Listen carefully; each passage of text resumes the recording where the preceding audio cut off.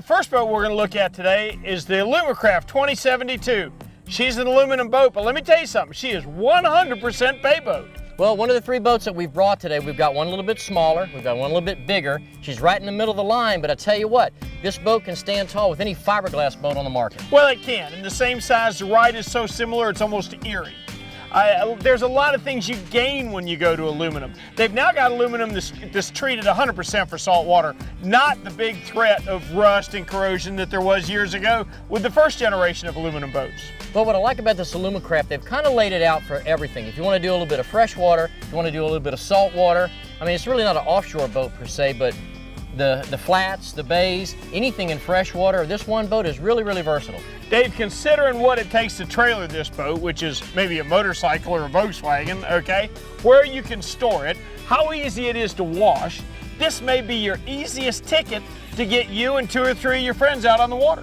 And you're not gonna, you know what? You're gonna have a good ride too. You're not gonna have the ride of an old flat bottom. People think aluminum, they think John boat, they think bang away. That's not what these boats are. No, these hulls are designed to run in open water. They are as much a bay boat as any bay boat we've been on. This Alumacraft's got some really neat features. Let's look through them. Well, the first thing I'd like to talk about is the hull. The construction, it's all welded. You don't have a whole bunch of rivets that are gonna loosen up over time from hitting big waves. And the interior layout, you've got rod boxes, you've got storage, you've got a live well, you've got flip-up seats in the back, and if you look at it, you've got a little leaner. I mean, it really looks like a saltwater boat. Dave, this boat is built to do what it does. It can go anywhere except your roughest water. It's not an offshore boat. It fits everywhere else you want to go. Well, if you look at the fit and finish of this boat, it is zero maintenance, hose and go. Starting with the interior finish. It's the bid liner type material that's on the inside. It gives it not really not a cushion, but it's not as noisy as just what a solid paint would be, but it's certainly a lot easier to upkeep than carpet. No, it's not loud at all. I can tell you, it rides and sounds like a fiberglass boat. Rick, one thing I love about this Alumacraft is the seating. Up here in the bow, this is so much like a bass boat and it's so comfortable. Well, Dave, it is. But if you don't want it to be a bass boat today, just pull that seat out, stick a couple kids up here, and you're ready to go skiing. Well, it just speaks to the versatility of what this boat is all about.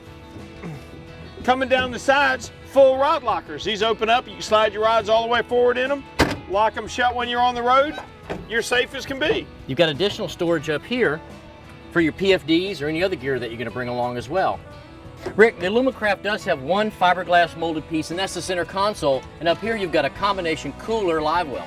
Well, let me tell you something, Dave. One of the beauty of the simplicity of these aluminum boats is no trim tabs, okay? Now, you know what that means? You always have your live well in the center of the boat. That way, when you add that weight, it adds to your stability and increases your ride. Believe me, I've been on both sides of this boat, running, moving all around it. It's as stable as it can be. Rick, calling this Alumacraft a bay boat, it really is appropriate, because these are things that you only normally see in a bay boat. I've got a nice little leaner seat here that you can either stand or you can sit. And you've got jump seats, and this is something that we've only been seeing on the bay boats. Well, you know, you're right, Dave, and I tell you what's cool about that leaner.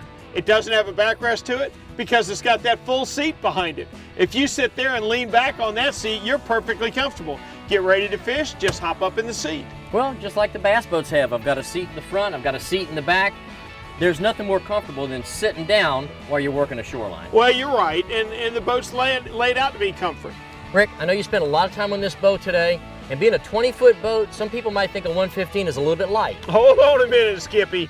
I just ran across a choppy bay in that with that 115 doing 45 miles an hour comfortably. No, sir. It's aluminum, Dave. It weighs less. It takes less to push it. Well, there's another benefit of having an aluminum boat, because this boat is, if it was built out of fiberglass, your minimum power would start at about 150 Well, you're horses. right. And you know what happens then? You draft more. You take more water. You can't get as shallow as you can with this boat. You burn more fuel, and you get less speed per horsepower ratio. So just more good things to have about an aluminum boat. It's more benefits over fiberglass. Fiberglass has their place, but you know what? So do aluminum. You're right, Dave. The aluminum thing all started in fresh water, but they've come to salt in a big way, and the boats are built for it.